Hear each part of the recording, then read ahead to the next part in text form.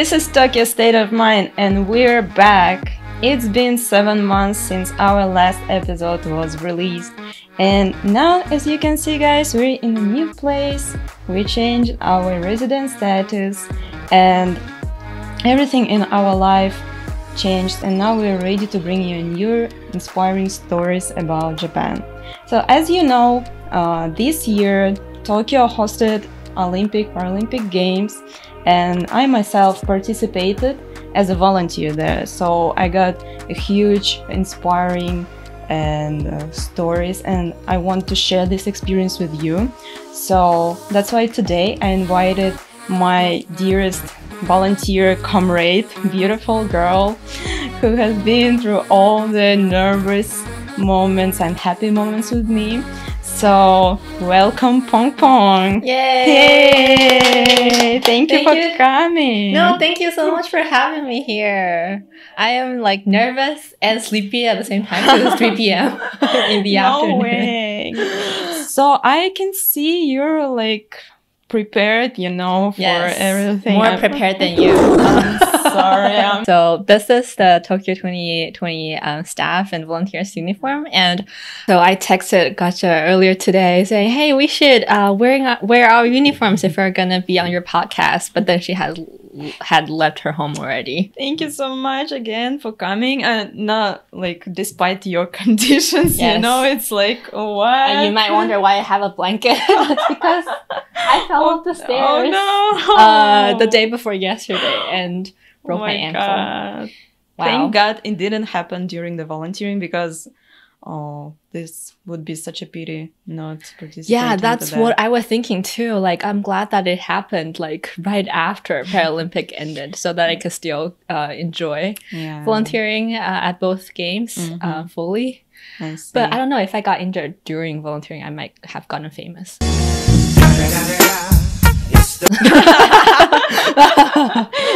Okay, so please, can you please tell me your story? How did you come to Japan? So I never thought myself working in Japan, studying or working and living in Japan before. Like, not that I have any problem with Japan, but it's just I wasn't, like, I'm gonna go to Japan because I love anime and that kind of stuff. But it's more because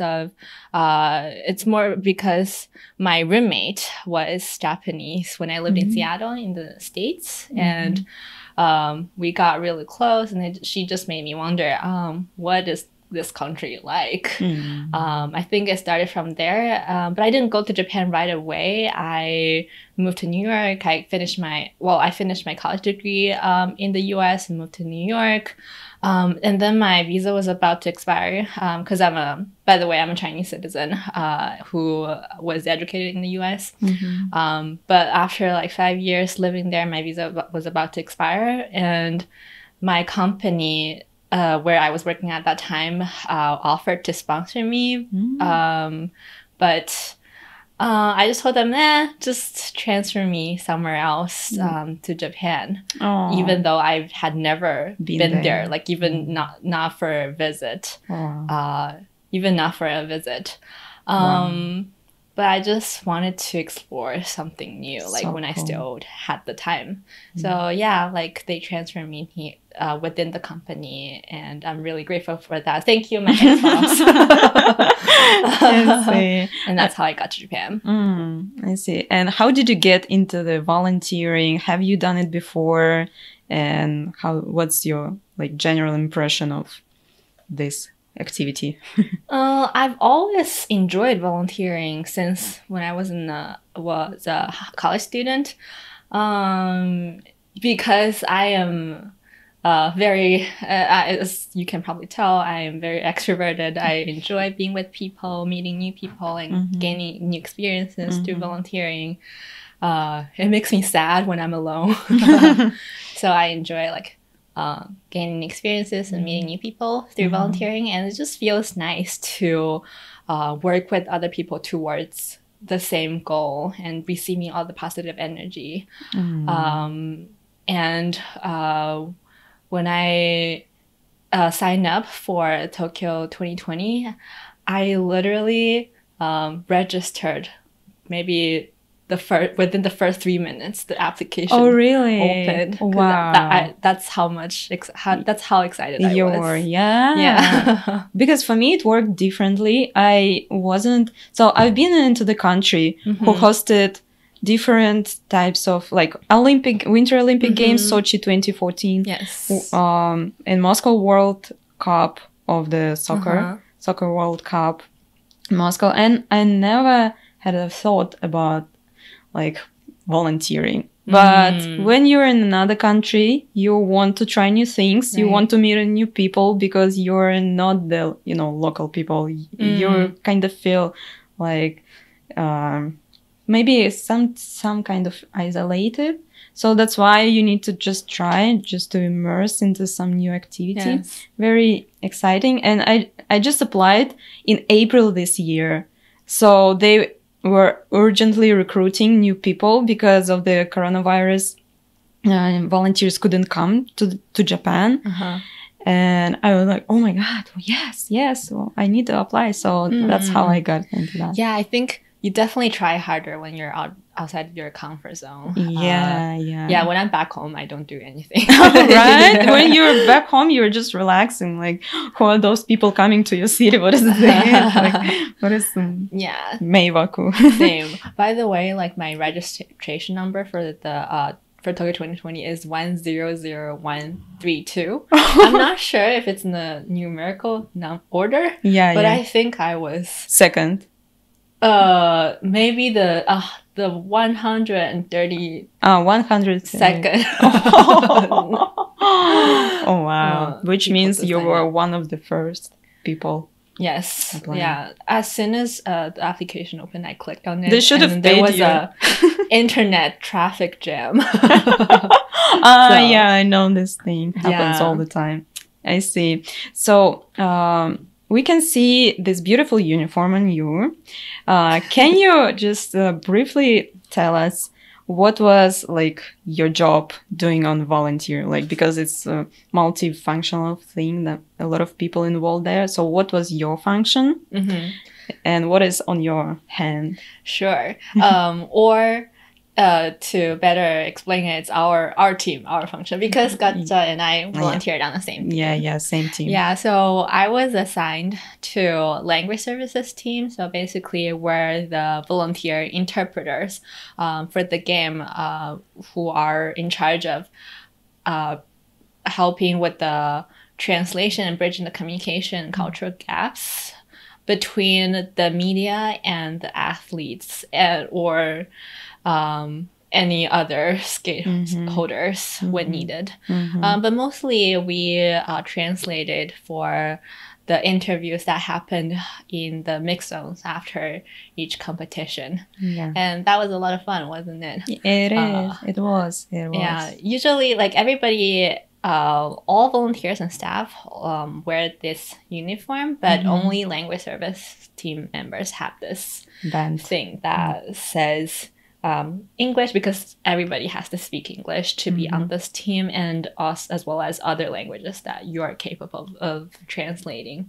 Yeah. So I'm Chinese and I have Mandarin, English, Mandarin, and Japanese. That's so cool. Because on mine there is only one language, Russian. Really? And I saw so many people wearing like put stickers, so many stickers like French, Spanish, Japanese, and I'm like only Russian.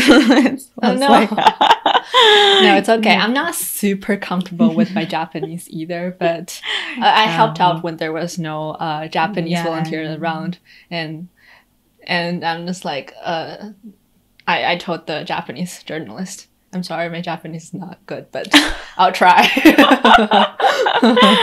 Yeah, and I remember once one of the OBS people came, Andrew, and he wanted to clarify something from translation you did. And he was confused because you used American English. Yes. But he was British, so that's why he wanted just to, clarify something, because I think even our English is different, we're all from other countries. And and also because we aren't professional interpreters necessarily, So there's no other way than just trying your best. Right? First time I just saw the functions of this position and I was like, oh my God, this is so responsible. I know. I am not capable of doing that, but I want it so badly that I'm at the same time was so afraid that I cannot do that. Because who am I to, people use my translation to put somewhere in the news. And it's like, oh my God. But at the same time, it's I think the questions were very simple and very basic. But by the way, so where did you have this moment that you were extremely nervous? Like you thought, oh my God, something is going not as I expected or anything? Because so I was mainly assigned to archery. We met on the language services team for archery, but they had a shortage of Chinese speakers in the fencing venue. So I was called upon like suddenly to the fencing venue. And for archery, I mean, it's a sport that's relatively easy to understand, even if you don't have any background in sports. But fencing, because I didn't have time to pre-study all the terminologies. And then, there's, I'm so sorry, but there's épée, and so there are different techniques of fencing, right? And then when the Chinese athlete said that, like, I don't even know what that is in Chinese. Really? So I just tried my best to work with the context when I was translating. That was the moment that you were nervous, like trying to come up with something, how to explain the translation. It's because when you're translating for the press, they can record everything and you can have time to fix it, to listen and do your research. But we also translate for OBS interviews, which are live. I mean, for me, probably the most nervous moment was on the first day when we just met, right? We just went outside. It was so hot outside. And one girl, Russian girl collapsed, Gamboeva. And manager just came to me and said, Katya, go, there is a Russian athlete collapsed. And I was like, oh, wow. And I was trying to not rush, because when you panic, people catch it. So I was trying to be kind of a buffer between the girl and the doctors, but the doctors of like medical kind of center, I don't know how to explain, they were very confident, very calm, because I think that what usually happened to the people when they're not used to the heat, because she had a heat stroke. So it was so hot. It was somehow the first day was the hardest. Probably because we weren't used to the heat, so when we recall upon the memories, the first day just seemed the worst with the temperature. Like, look how tan I got. Like, my face and my arms have different skin tones. I know, right? But anyway, speaking about the functions, what do you think are another function of the volunteer? Not like, is it only like interpreting? I think it's not just the languages, but cultural differences as well sometimes. And I think it definitely helps the athletes it helps bring out themselves when they're speaking their native tongues and knowing that there's someone to translate for them. Not just at this event, I always enjoy like talking and meeting with people from different cultures and backgrounds, and if it makes me feel really accomplished when I'm able to contribute to bridging the gap between different cultures. Right. And same was for me, especially I think even if athletes see like familiar face, for example, and like they are more calmed and relaxed to interact with, they are more eager to do it. And I felt like I was always trying to cheer them up in my language, for example, like good job or something. And I think even after that girl collapsed, and I was talking not only to her but also to the team, like girls, be careful, because it's Japan. It's like the heat is extreme here. Drink not different from Russia. Yeah. I mean, it's totally different climate conditions. So I was trying to mentally support them also, and all the games that I attended and they participated, I was like cheering up so much, even though I wasn't a fan of archery at all, and I didn't know anything about that, to be honest. But I read so much, not only about archery itself, but also about athletes. And I don't know, I feel kind of connected. So I was like, yeah, this is not only their victory, but this is also mine. So kind of, personalize these kind of achievements and feelings. This is so strange how it worked for me. That's why I'm like confused, and I wanted to share if it was same for other volunteers. 100%. I'm not a very sporty person. I was never good at sports. Like, I was kind of traumatized by my elementary school's PE class because I was always the slowest. In physical education. So I just decided sports is not for me. No, like I never even considered going into it. I mostly just signed up for the Olympics to, for the cultural part, because I really enjoy meeting with different people from different cultures, but I wasn't a really like hardcore sports fan. So in the application, they ask you, is there any sports that you are particularly passionate about or associated with? And I just said, nah, I don't really care. Like, just I'm fine with anything.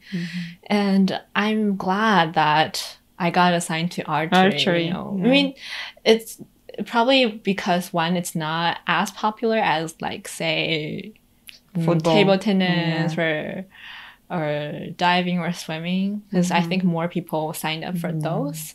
And second, it's, I think, relatively easy to understand even for people who are not as sporty. And it opened up a new world for me. I feel like now I want to do archery. And I'm like, wow, I should have worked in sports, because it's so fun and full of excitement and opportunities to help people and bridging culture gaps. So I'm like, oh, I should work in sports. And all the archery volunteers, we decided that we're gonna hang out and maybe try archery ourselves. After the games. I'm waiting for that. Yes, I'm excited. I think on our team there were only 2 people who are who had real archery experiences, and no of the other people did, but now we're all super into archery. We just want to try, because it looks so easy. Why don't you get the 10? It was super easy, but it's like a perfect sport for not just young people, but like for everyone, for people in all different age groups, for male, female. It's like easy to pick up. What do you think, like, about the coronavirus situation and Olympics? Because there were so many, like most of the population of Japan was against doing Olympics. So what do you think, like, generally about this situation? I think so. I was really excited about volunteering in the Olympics and Paralympics from, I think, 2018. Yeah, when as I told you, I was one of the first people to sign up.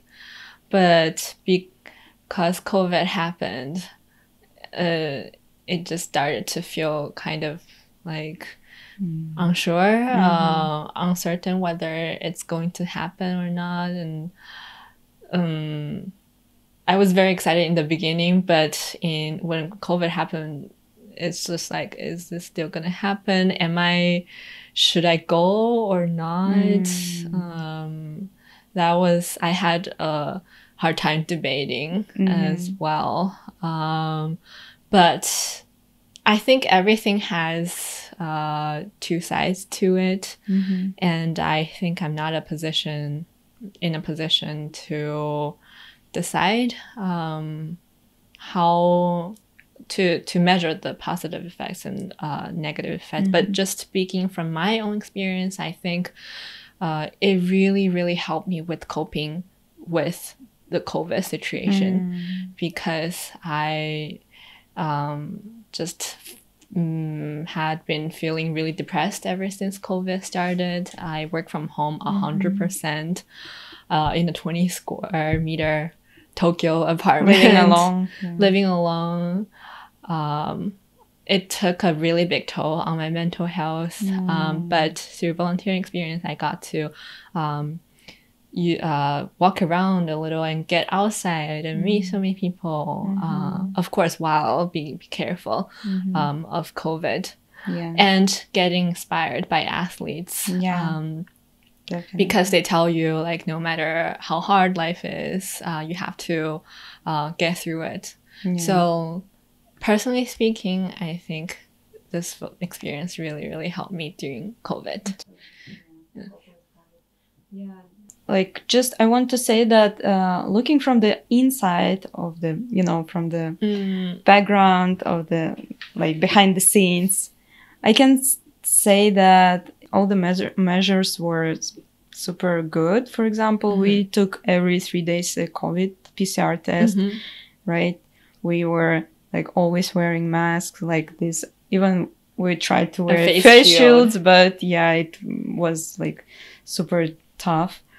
But all the people wore masks, and I remember during the press conference, like this Japanese guy and girl, they were, wiping the mic after every reporter, like just with the alcohol, like so eagerly, don't touch mic, and like again wipe and wipe. Yes, like, they have. They assigned volunteers to do that specifically to sanitize.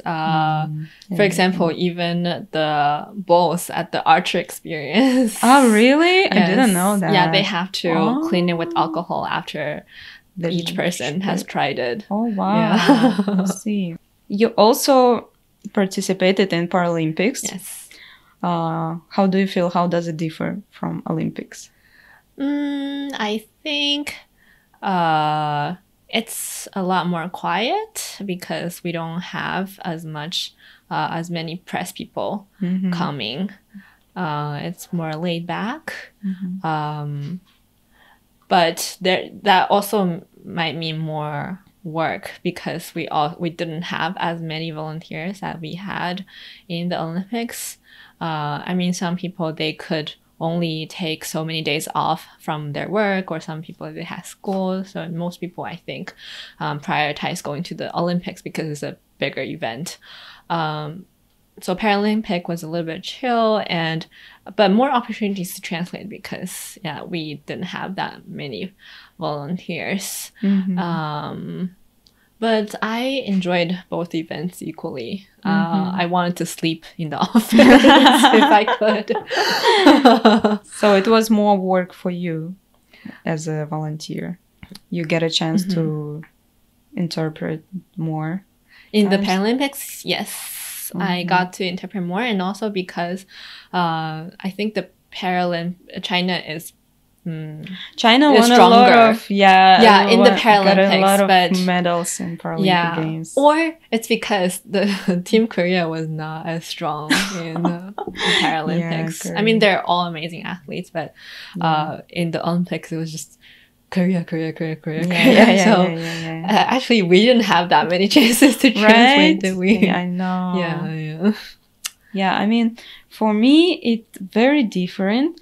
As OBS person said, that in Olympics, it's more about the records that they get, like the points that they get in the game. Like we're just translated 1-1-1, like a lot of people like going through the mix zones, like, but in Paralympic it was more kind of personal, more kind of special stories, because all these people, most of the athletes that I read about, they acquired these injuries, so they were not born with it, right? So that means that these people had their own dreams, like expectations for their life, and suddenly like something happened, and they got, had to get the power in themselves, like to overcome it and find something new. And I don't know, this kind of Paralympics for me more special. And even interaction with athletes kind of were different for me. How about you? Yeah, I agree.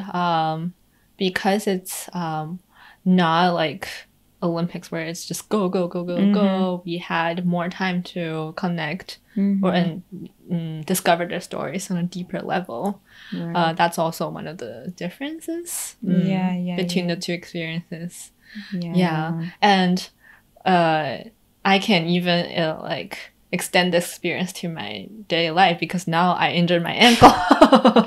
I try to think of what the Paralympic athletes had to go through, and that gives me mental strength. I think they're more mentally strong, as you said. And also, for example, from what I saw, RPC team, they in the mixed competition, they just shoot like 40 points out of 40, which is amazing. Like they shot like 10 like all the time. And I didn't see this result during Olympic Games. So I think many archers, Paralympic athletes, they would just beat the Olympic athletes like in this, because they shoot so well. And also I think one of the differences is that the weather was different, because true, Paralympic archers had to compete in pouring rain. Yes, all the time. And we feel so bad for them, because we were standing by under umbrellas, but they had to shoot in pouring rain. And maybe last question. What kind of maybe lessons you learned from this volunteering experience? How about you go first? Probably do not judge people, like how they look like and what they can do. I mean, I'm trying not to do that, but every time I meet new people, I kind of put my labels on them. It's not bad labels, but kind of specific, so don't misjudge people, probably, and be helpful. You can help not just interpreting, but you can help by single word, like good job, same as I said before, or like you're doing great. I mean, anything you can help by single word, and that makes you feel proud and special about yourself, and you can see the change in the athlete or another person. So be always kind. I think I mean, there were so many new things that I learned, I saw, but I think the biggest takeaway is the experiences helped me know myself and help me found myself, because during quarantine, after a year and a half, not being able to do what I really enjoyed, I think I was forgetting what I loved doing and what I was capable of, and I just started questioning what's the meaning of life. But the experiences made me realize, wow, like this is what I love doing, and this gives me life purpose. This gives me so much purpose. Although it's a temporary thing, it made me realize there are so many opportunities. There are so many experiences you can make just outside of the 20 square meter room that you're always in. So are still a lot of opportunities to enjoy life. Still, it's for free, like you're doing job for free, but you get paid by emotions that you get by the experience. And all the lessons you learn, and all the new friends you make. Okay, what's next? Paris 2024? Yes, I will see you. Okay, I will see you there. I will see you there. Thank you so much for coming today. Thank you so much for having me. Yeah, it was great talking to you. Thank you so much. It was very nice. So thank you guys for watching this episode. I hope you enjoyed it very much. Please don't forget to like this video, subscribe and share. And also we have Instagram account where you can find a lot of interesting stories as well. So I'll see you soon. Bye bye. Bye bye. Please subscribe.